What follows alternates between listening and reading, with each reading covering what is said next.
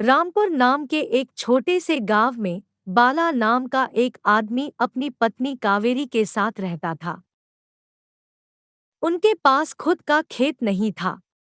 गांव में जो भी काम मिलता वो करता था।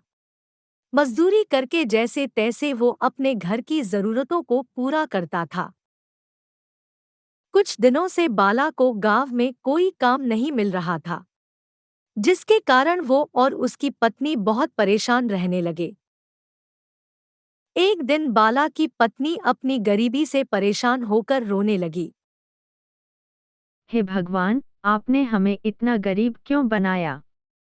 किस बात की सजा हमें दे रहे हो? इधर बाला भी परेशान रहने लगा था। क्या करे उसे कुछ समझ नहीं आ रहा था। वो अपनी पत्नी से बोलता है। तुम चिंता मत करो। इस गांव में कुछ काम नहीं मिल रहा है, तो क्या हुआ? मैं कल ही शहर चला जाता हूँ। वहाँ जो भी काम मिलेगा करूँगा और तुम्हें पैसे भेजता रहूँगा। बाला दूसरे ही दिन शहर के लिए निकल पड़ता है। शहर में वो काम की तलाश में इधर उधर भटकता है, मगर उसे कोई काम नहीं मिलता। उसके पास के पैसे भी अब धीरे धीरे खत्म हो रहे थे। कई दिनों तक काम की तलाश करने के बाद वो मायूस हो जाता है और गांव वापस जाने का फैसला करता है। दूसरे दिन ही वो अपने गांव के लिए निकलता है। लंबा सफर करने के बाद वो अपने गांव पहुंचता है। तभी घर जाने वाले रास्ते में उसे एक साधु पेड़ के नीचे गिरे हुए दिखते हैं। बाला जल्दी से साधु के पास जाता है और उनको उठाता है। अपने थैली में से पानी निकालकर पिलाता है।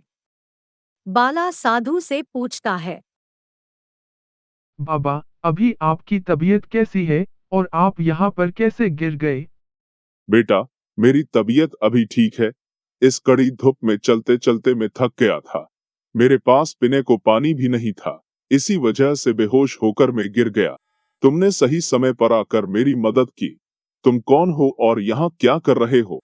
बाबा, मेरा नाम बाला है और मैं इसी गांव में रहता हूँ। अभी अभी शहर से वापस लौट रहा हूँ।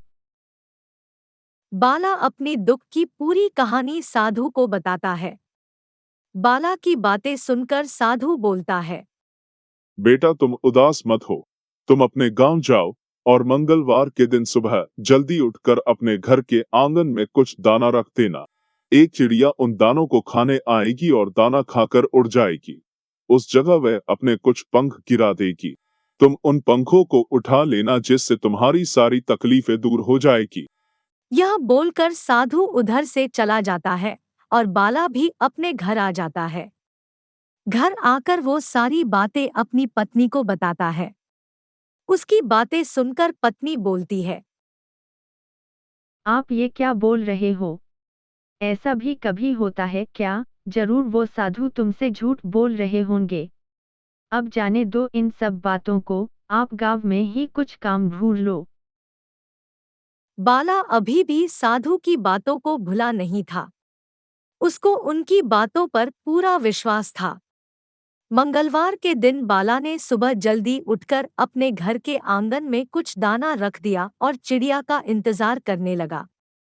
कुछ देर बाद सच में वहां पर एक चिड़िया उड़ते हुए आती है और दाना खाने लगती है। दाना खाने के बाद वो अपने कुछ पंखों को गिराकर उड़ जाती है। बाला उन पंखों के पास जाते ही चौंक जाता है, क्योंकि वो कोई मामूली पंख नहीं बल्कि सोने के पंख होते हैं। वो जल्दी से सारे पंख उठाता है और घर के अंदर चला जाता है। बाला कावेरी को आवाज देता है। कावेरी भी भागे भागे आती है। बाला कावेरी को पंख दिखाकर बोलता है। यह देखो भाग्यवान, सोने के पंख, आज उस साधु की सारी बातें सच हो गई। अरे हाँ, यह तो सच में सोने के पंख है। अब हमारे दुख के दिन खत्म हो जाएंगे। बाला उन सोने के पंखों को शहर ले जाकर बेच देता है, जिससे उसको बहुत पैसे मिल जाते हैं। उन पैसों से वो खेत खरीदता है। अब वो खेती में कड़ी मेहनत करके पैसे कमाने लगा। उससे उसकी सारी परेशानियां दूर हो गई। वो मन ही मन साधु को धन्यवाद बोलता है।